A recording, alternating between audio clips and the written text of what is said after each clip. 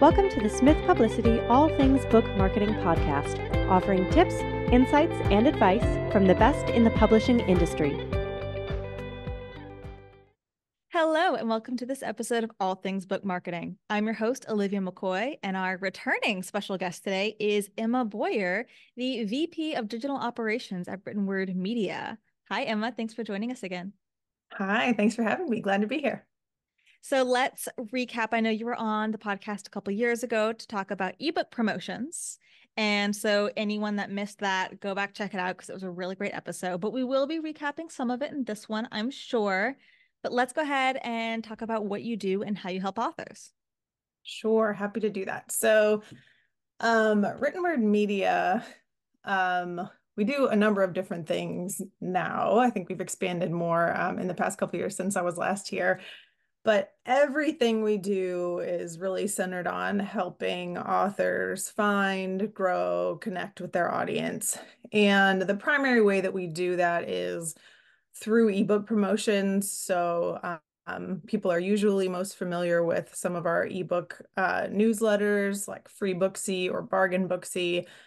We also have dedicated audiobook newsletter, as well as some specific romance newsletter. We have, over the past couple of years, rolled out something called Promo Stacks, where authors can come to our website and just like with one click, book a bunch of ebook promotions on both our sites and partner sites. Super easy, and it's able to get them like a lot of bang for their buck, sort of all dedicated in around one date, so 3 or 5 days. The other sort of ways that we do this for authors, the ways that we help authors connect with audience, we run Facebook and Amazon ads for authors, and same concept there. It's kind of like a one-click easy button if authors are daunted by figuring out meta ads or targeting, anything like that. We have our own lookalike audiences based on our email lists. So all authors need to do is kind of just give us the link to their book and we'll do the creative and the targeting and all the rest. And then probably newest on the docket is we have a giveaway product that helps authors build their email lists. So books are included in what we call a subscriber surge giveaway with other books of the same genre or subgenre, and readers can opt in all at once to email reader list or author email lists. I'm sorry, I said authors and readers, all the words. To author email lists and enter for a chance to win a copy of their ebook along with some other stuff. So this is a direct response to authors, hearing from authors that they really are focused on building their own email lists. The other thing I will want to just say about, I've worked in books for a long time, and I think one of the most valuable ways that we help authors at Written Word Media is something that I'm the most proud of and is like not a thing we do for sale. But I run the operations team here, and my team is constantly in the inbox, on live chat, on phone calls. And, I think one thing with authors, especially if they're indie authors kind of going at it alone, is there's so much information out there. It's often hard to know kind of what to do next. There are great resources, but like, which ones do you believe? So one thing that I think we do really, really well is we have real people willing to talk to real authors and answer questions, whether or not they're related to promotions with Written Word Media. So our customer service is something that I'm really proud of, and a resource that I think, the authors who use it love it so much, but it's not a product we sell, but it's just a thing we do because we feel really strongly about supporting authors. So author education is such a huge part of the industry that is not given enough credit, but I know that the authors out there that find resources like the podcast, like Written Word Media, like blogs, are so grateful for it. So thank you for doing that. Yes, happy to. Really, it's the thing we like the best. Well, I like the best. I'll speak for myself on that one. I agree. I can talk all day long. I will often get on hour-long calls with authors and they're like, I don't know what I don't know. Tell me what you do, what to do. And I'm like, okay, let's get, how much time do you have? Yes, yes. I'm like, all right, give me these three pieces of information and we'll go. But yeah, it's the best. Exactly. And you already mentioned the four big things that I wanted to talk about today, four ways to promote your book post-publication, which is what we're diving into. But you Great. mentioned ebook promos, you mentioned newsletter outreach, you mentioned giveaways and advertising, which were going to be my big four pockets. But before we dive into those specific pieces, let's talk about why publication day seems to be the target for most marketing for books, promotion for books, and why we don't talk about as much what authors can be doing post publication. I think that's such a good question and such a like pertinent point. And I think, something that I was thinking about coming into this conversation is when I used to be a publicist, when I worked for Amazing Smith, and previous publishers before that, I used to say to authors all the time, like, the only newsworthy thing about a book is that it's published, right? Like, if you a few months later, it's like it's still the same book, right? There's not as much news to talk about. So that's why you need an amazing creative publicist who's going to do like tie-ins and kind of manufacture the newsy connections. However, I've kind of changed my viewpoint on that. So I think, but I think that's the reason, right? I think that's the reason why everybody's so focused on publication day. It's your book's birthday. It's a really big deal. It's out there in the world for the first time. Like, it makes perfect sense why we focus so much on it. But I do think it's a mistake and it's a little remiss to just focus on book launch. And the other thing is like that period of time of what a book launch is a little dubious, right? Like, is it the day? Is it the week? Is it the month? And there's not one, one right answer there, but I think for a lot of launch campaigns, they could go for a year. They, sort of depending on what kind of momentum you have, what kind of plans you have. And so the way I think about it now is it's kind of the beginning, right? It's the end of one part of the publishing process, which I'm certainly not discounting. It's a ton of work, like writing, editing, cover design, and the pre-launch publicity marketing that you're doing. But it's also kind of the beginning of your book being out there in the world. And, although you as an author have lived with your book for a really long time, audiences haven't. It's brand new to them. So the expectation that they, whatever random Tuesday your book comes out, that audiences will know what it is just not really tenable, I don't think. And I think you really hit something that it really resonated with me was it's the end of one process. I think that publication and pre-pub are both finite. Pre-pub, it only lasts until publication. Publication is really only the month, maybe a month before or after as well, like a set timeline. But it's a little daunting to think of post-publication because there's no end to it. It's just forevermore your post-publication. And so to think about marketing your book forever is scary. It's a really scary concept because there's no end in sight, which is why we say it's not a race. It's not a marathon. There is no finish line. You are just running for the rest of your life. But it's also fun. And there are things you can do. And what I usually recommend is set a calendar and just every 3 to 6 months, do something. You can rotate what you're doing. But I mean, unless your book becomes irrelevant, requires you write an update or a second book, or something happens that makes it less appealing in the world that requires, again, an update or another book, then you can be promoting it regularly for the rest of time. For the rest of time. That's really true. And I think, that's something I say to authors all the time is there's not, I'm glad to hear you say that, 3 months or 6 months. People ask all the time, like, well, how often should I be running promos? How often should I be? And I don't think there's a set answer. I think, it kind of doesn't matter as long as you have a plan and you figure out a cadence that works for you. So I think about post-launch marketing as kind of a flywheel, and like once it's going, it's going. Mm-hmm. It'll slow down. You have to juice it in some way with maybe an ad, maybe an ebook promo, maybe an email to your subscriber list, whatever that looks like. But if you don't like, and then it gets going again, and then it's moving again, and then you have all that momentum, you're finding new readers, you're getting reviews, all that stuff that kind of takes some time. So, I always say to authors who like really don't know, I say to like start with quarterly, like Mm-hmm. try that. So 3 Yeah. months, like exactly what you said.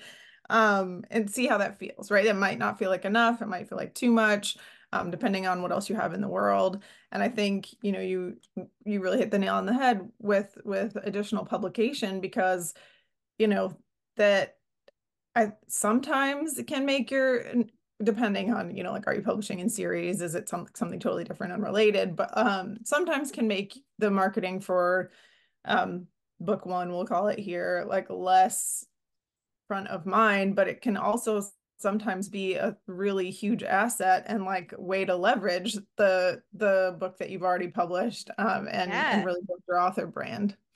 Using your backlist to promote your front list, Exactly, which and is, vice versa, right? yeah, Yeah.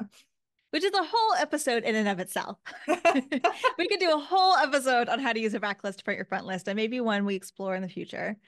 But let's talk a little bit more about the timing, because we talked 3 months, 6 months, a year, and both of us coming from that publicity experience, I know that we're coming from the mindset of awareness days and timeliness. So Mhm. what I usually tell authors is, yes, I love 3 months, I love 6 months, I love a year, I love any kind of anniversary, but also try to find something happening in the media or the calendar that relates to your expertise. And then that's a great time to promote your book every year. Romance, Valentine's Day. Great. Every Valentine's Day, every February, you have to have a promotion running for your romance book. But also nonfiction business. There's always a new year, new business in Mhm. January. I actually found the other day, I was working on a finance book and I was going through awareness dates. There is Hug an Economist Day, which is random, and you don't have to do anything, but if you need an excuse to promote your book, I guess that's a good one. And I'm rolling my eyes for those that can't see me. Obviously, take any advantage you can to be promoting your book, but find kind of those days throughout the year, those times throughout the year that relate to your content, and then use that to run some kind of promotion, as well as doing kind of a quarterly or bi-yearly thing. Totally. And I think, the thing that I want authors to all feel permission to do is like, well, a lot of, I mean, Olivia, I love those holidays, but they're made up, right? Like Oh they're yeah, made up. 100%. So so here's what I feel like authors should do. Like, you have permission to also make up a reason to talk about your book. It's There's true. no, like, no one's gonna fact check you. And what I mean by that is not like make up your own national holiday, but like you can find you can manufacture a reason to talk about your book, like, oh, this is the anniversary of when I started writing it, I'm gonna put it on ebook Mhm. sale, everybody like jump in and grab it, like that. Nobody knows if that's your anniversary or not.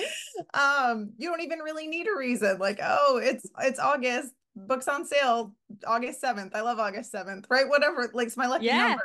It doesn't matter. You should like feel permission to create a reason to talk about your book. there you go. Anyone nervous about self-promoting, Emma just gave you permission to go ahead and do it.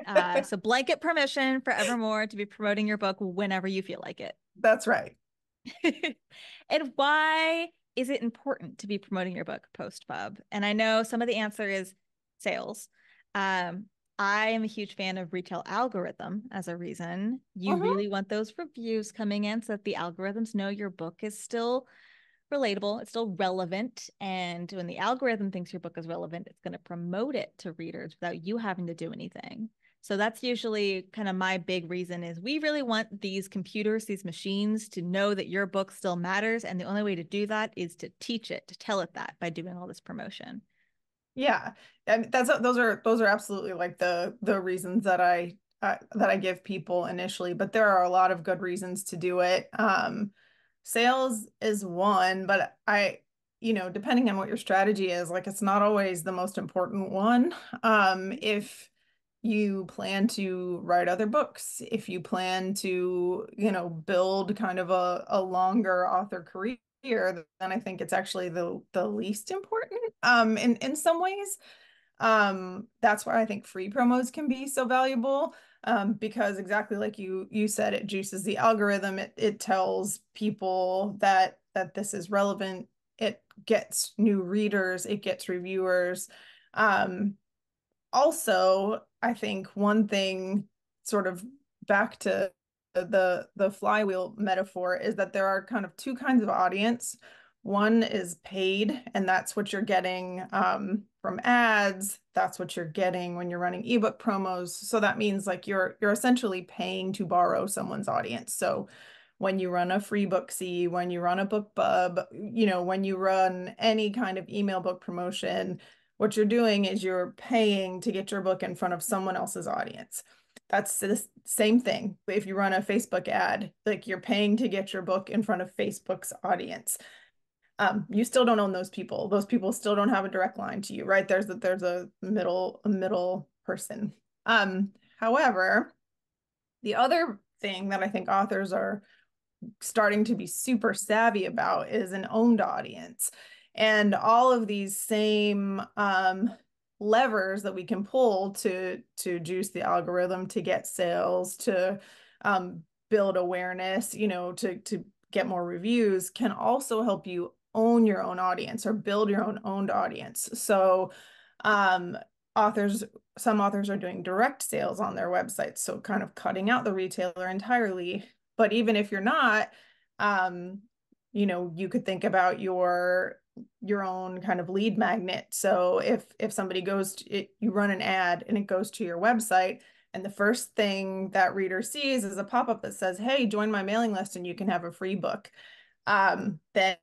Then from forevermore, that person is part of your owned audience. And every time you have made up a holiday on August 7th or, whatever that is, you have a direct line to that person. You already know they're engaged enough to want to sign up for your email list. They want to hear what you have to say.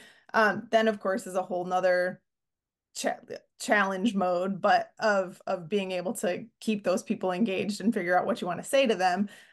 However, I think it's invaluable for authors, right? Like, so both are really important. You have to have, 9 times out of 10, that paid audience is going to be way bigger than your owned audience. So you kind of have to do both. But that's another reason I think that these post-pub marketing tactics are so important, because the most valuable thing you can have as an author is an audience that you own. Like then anytime anything happens with your book, be it the one you've already written or one that's in the future, you already have people who care about it, who will spread the word, who will read early versions of it, who will buy it. So yeah, I think that's the other really big reason to make sure that you're keeping that flywheel going. Absolutely. I couldn't agree more. And now that we've fully teased our audience, really built up the anticipation and suspense, why don't you tell us what authors can do to promote their book post-pub? What should they be doing? What are some actionable things for them to do to promote their book after publication? Yeah, there are lots of things, but I think the things, like kind of the tenets of a post-publication marketing strategy, are ebook promotions, and you can do those. We at Written Word Media don't recommend running the same book more than once every 30 days, just because audiences get a little tired of it. Not only tired of seeing the same thing, and it doesn't feel as special as far as a price promotion. So for an ebook promotion, I always recommend running your running the book at below $4.99 if it's a paid promotion, or free if you're thinking about kind of the long term and audience building strategies. So you can do that. Highly recommend doing that. As I mentioned, promo stacking is something that's huge. It's a really easy way to just like hit one button, or if you want to do it yourself with all the other promo sites that are out there in the world, choose a week or choose 3 to 5 days once a quarter and run ebook promos. You'll see your ranking go up, you'll see your reviews go up, all of those good things that we just talked about. So ebook promos, I think, is one of the big tenets that's kind of holding up the tent. Then ads, so Facebook ads or Amazon ads. And you don't have to do all of them. You don't have to do all of them every time. You can kind of figure out what works best for you. And newsletters, obviously, if you have an email list and you're emailing your readers, that's something that you should do at least every quarter, probably more often. And giveaways that are going to help you build that email list, or list builders. So I think of course, I'm going to plug ours. We have Subscriber Surge giveaway, which is a great way to do it. But authors are also awesome and creative and collaborative and doing this all day, every day with newsletter swaps. So if you're not a member of, genre-specific author groups, I would really suggest that you join some, whether that's on Facebook or Reddit or, whatever that is. Find other like-minded authors who have written books in your genre. Ask them if they'll do a newsletter swap with you. So, what that means is you'll promote their book in your newsletter, they'll promote yours in theirs, and then boom, suddenly you have twice the subscribers, twice the followers. So the same thing can happen with social media. You can do kind of a social media swap where you plug someone else's Instagram or TikTok video for the day. But yeah, so I think those are really the things that I recommend people do. And I think the ebook promos are great because they're relatively low cost. They're really targeted to one small period of time, and you can almost always see results immediately. Like, there's not a lot in book marketing and PR that you're like immediately can see data and results, but ebook promos is something that you can. I guarantee that you'll see a spike in your KDP account if you publish on Amazon the day that you run an ebook promo. So that's, I think, if you do nothing else, promise yourself that you'll do that 4 times a year once your book has been published. But layering on those other pieces, figuring out what works for you, figuring out the cadence on which you want to do those things. I think all of those are what it kind of makes things more powerful. And like I said, I think it matters less like what the specific tactic is, and matters more that you're doing something to keep the flywheel moving. It's a lot harder to pull a backlist title that you haven't touched in 2 or 3 years. It's not impossible, but it's a lot harder to pull that back out and start marketing it again and like find an audience for it again than it is to just consistently keep some level of marketing going, whether that's low, whether that's high, whether you're throwing all your dollars at it, whether you're throwing none of your dollars at it. I think as long as you're doing something, you're going to be in a much better place than if you just let it sit for a while. And I also like how you were talking about how you can overlap them as well. Yeah. Ads are something that can go on forever, indefinitely. You don't have to stop an ad and do a new campaign every few months. You can have an ad campaign going on and then maybe pause one, change up the wording, run one in the interim, pause that one, go back to the old one, go back to the new one, using the same targeting. That can be ongoing advertising. And then every few months, you alternate doing a giveaway or an ebook promo, and then use your newsletter to market that giveaway or ebook promo to your audience. So they really do overlap, and you can kind of change it up so you're not constantly being like, hey, giveaway, or ebook promo every single month for the rest of the life. Like, it really alternating it is going to give your audience a little more option for how to be engaged. And then I was explaining to an author the other day why we call it seeding books for review. Because we are, like gardening, planting as many books as we can out into the general public, into readers' hands, in the hopes that some of them bloom into reviews and sales. So you really want to get the book out there as much as possible, which is why we are recommending things like free Booksy, bargain Booksy. You're not going to get as much money for that book when it's sold, or at all if you're giving it away for free, but by giving it away, you are hopefully getting more reviews and word of mouth marketing, which is just the best form of marketing. Absolutely. That's absolutely right. And I think, you know, this goes back to what you said also about the algorithms, because like you'll see if you run a free promo, I love free promos. You know, I'll never stop talking about it. I'm probably very annoying about it, but you'll see a pop in downloads, right? And exactly what you said, I think this goes really hand in hand. Somebody's going to download it on their Kindle, on their iPad, whatever device they read on. They're probably not going to read it immediately because they downloaded 3 other free books, and they do this every time they see something that catches their eye.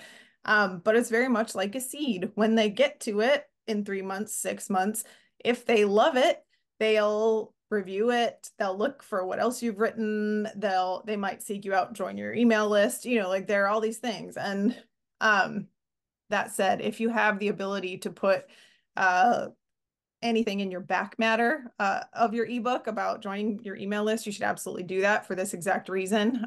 Because if somebody reads your book 3 months, 6 months later, they get to the end of your ebook, then, you know, in marketing, we always want somebody to have like a call to action or the next thing to do.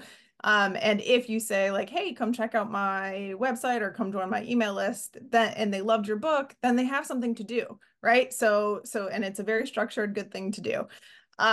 So that, you know, that's kind of an aside, but yeah, I think the other really strong thing about free promos is, they tend to do really well, like perform really well because the book is free. So people are like, shit, I'll give this a try. And if you're not an author who, you know, if you're not Michelle Obama, you don't already have a huge audience, which I think a lot of authors, when I talk to them, say the thing they're most daunted by is how kind of saturated the market is, and there's so many books out there.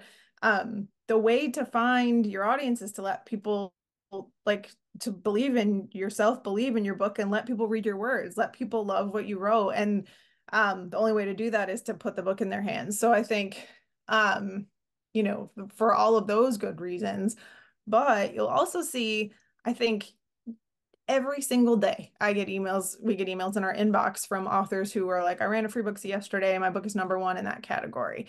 So because of that, you know, it has returns that go on long after that day, because readers who know that they love paranormal romance go click on the paranormal romance category in whatever retailer of their choice, and your book is still up at the top, so they're still going to see your book. So the returns continue even if your book isn't free anymore.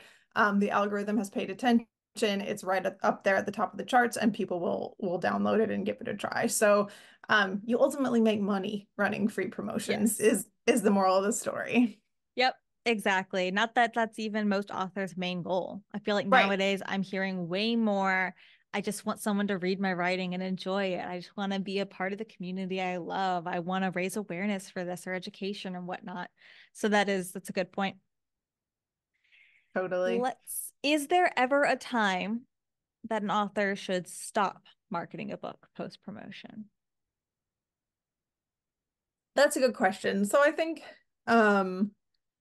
like everything, and you alluded to this a little bit earlier, I think you should approach marketing with kind of a curiosity, right? Like, I think most authors are not professional marketers, so most of this is going to be an experiment, and hopefully you have some good guidance. Hopefully, you know, you've found some resources, you know, maybe you're listening to this podcast, maybe you're reading good blogs, whatever that might be, that are giving you some good guidance. But I think having kind of a spirit of curiosity about what works for you and your book and what doesn't, and that could be in, I mentioned like a KDP dashboard, that could be in actual data, right? Like it could be, wow, I did this thing and it continues to work, or it's working less well than it did, or, whatever that might be. Or it could be in how well it works for you as a person, as an author, and with your life. So if something, I feel like there's no hard and fast rule about something you have to do as an author. Like there's not one magic pill that's gonna make your book be marketed beautifully forevermore. And if you hate doing something, or it really feels like an imposition on your life, you should stop. So, you know, that's my, whenever authors, I hear this a lot about social media. Tell me if you get that same response, but I hear this a lot. Like, I hate it. I don't know what to write. I don't know what my voice, but I know I have to. Like, no, you actually don't have to. So I think that data is just as valuable as the numerical data. So definitely, I think approaching things with a spirit of curiosity, it's all an experiment. Take, see what kind of works, what do you get good results from, what do you like doing. You might find out that you love filming TikTok videos, like even if you thought you never would, right? Or you might find out that you love connecting with your authors through your newsletter, or vice versa, but you're never going to know if you don't try those things. And most of the like very sophisticated, savvy authors that I work with and talk to all the time have, like, the reason that they're successful is because they found what works for them. They love connecting with their fans in one particular way, so that's what they lean into. Or they know that like running an ebook promo with X company is easier than another one, or this works for their budget, or well, for whatever reason. So I think the authors who do it right are the ones who have kind of experimented, had a spirit of curiosity about it, and figured out what works. So I think if you got to a point where nothing worked or nothing made you happy or brought you joy, like that's when I would say stop marketing. I I think it's just not worth it at that point. And you do have a danger. I think a lot, like I said, a lot of authors get into this because they love writing, and like you just said, because they want people to read their work. And I think you do have a danger of kind of burning out, or like forcing yourself to do things that really don't feel natural to you, or like resenting the marketing that you're having to do. So I think if any of those things become true, that is when I would advise someone to stop or to take a break. But like just on the surface of like a book's life, I don't think there's any time to stop, right? If all of us were super wealthy and had author assistants who could do this for us and we could rest on our laurels, then I think do it forever. You're right that authenticity and finding what works for you is a conversation that I have with authors on a near daily basis. It's any episode you listen to on this podcast, you'll never hear me say, we recommend you do everything all at once, all the time, because that's not reasonable. It's not real life. It's not gonna happen. Right. So we always recommend find your one, maybe two social media platforms that you don't absolutely hate and work on doing 10 minutes a day. Like, we're not talking about posting every single day and being on there for hours at a time. Like, find a time and a calendar and a consistency that works for you. And also find a means for marketing that works for you. Exactly what you were saying. Some authors have no problem with self-promotion, and it's easy for them to get up and share their expertise on social media and share their books and their passions. Some authors prefer to be kind of behind the screen and don't like to be in the spotlight. And so some of this email marketing, some of this advertising, ebook promo giveaway is going to be easier because it's less, hey, here's why you should buy my book, and more, let me make it easier to buy my book through these platforms that will market it for me.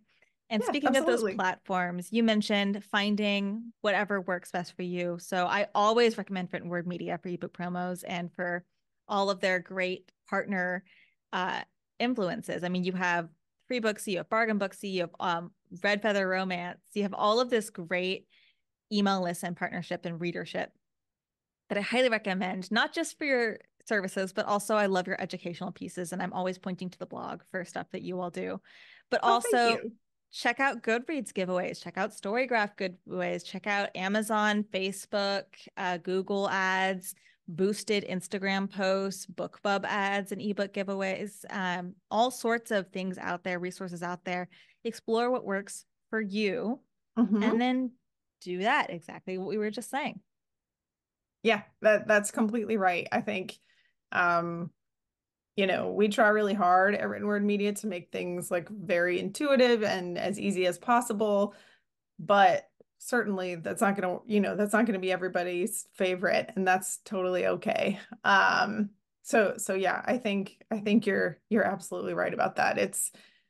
It's you kind of have to find I almost just said like the path of least resistance, but I don't think that's true, because I think I'm consistently impressed by how hard authors work and how much they're willing to put into learning about this stuff. And so I don't think it's really the path of least resistance, but find what works for you is really a better way to say that. And for the authors that find that Written Word Media services work best for them, how can they get in touch to learn more? Yeah, absolutely. So the easiest place to start is just our website, which is writtenwordmedia.com.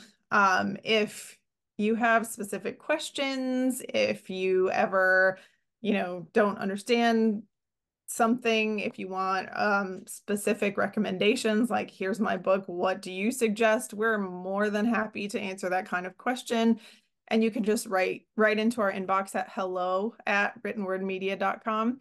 And one of my amazing team will write back to you, usually within a day. And we're, yeah, like I said, super happy to answer that kind of question, even if it doesn't ever result in you buying something from us. That's totally okay.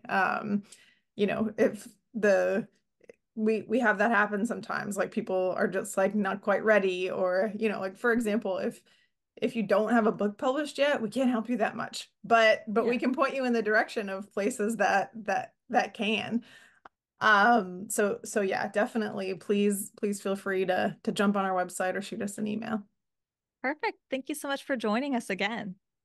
Thank you so much. It was a pleasure to be here. And listeners, watchers, if you like this episode, don't forget to rate, review, subscribe, and share it with anyone else that might be interested. We'll see you next time. Thank you for listening to this episode of the Smith Publicity All Things Book Marketing Podcast. To reach us and learn about our many services, visit smithpublicity.com or send us an email to info@smithpublicity.com.